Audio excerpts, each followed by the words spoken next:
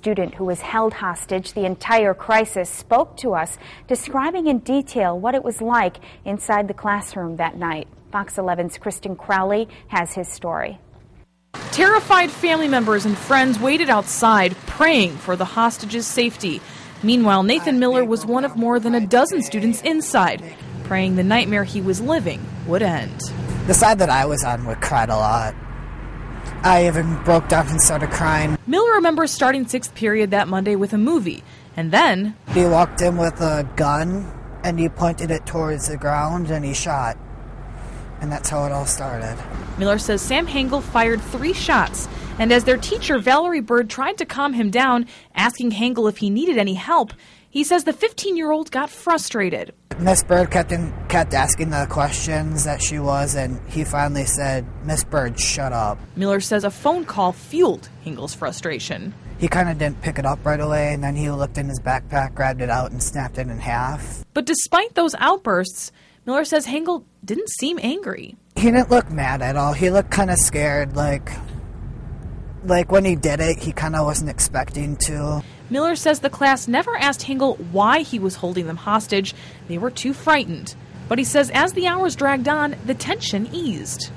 It never really seemed like we were being held hostage. It just seemed like we were in there to talk and have fun, and because he was a nice guy.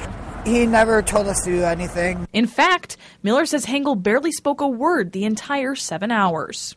Unless it was direct questions, he didn't really talk a lot, I think.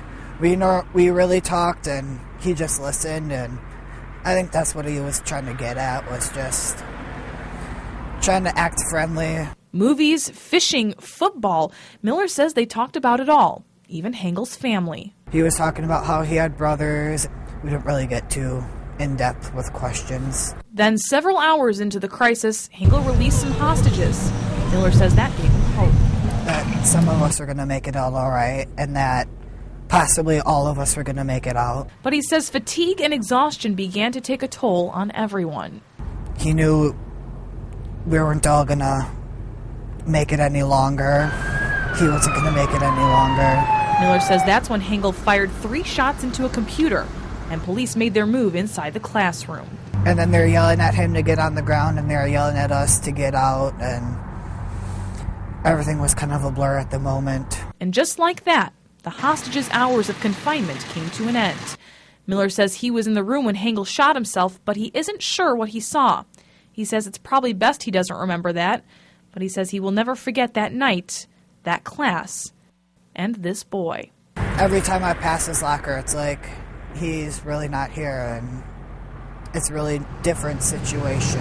In Marinette, Kristin Crowley, Fox 11 News. Miller says walking by the classroom is difficult, but at some point he wants to go back inside for some closure.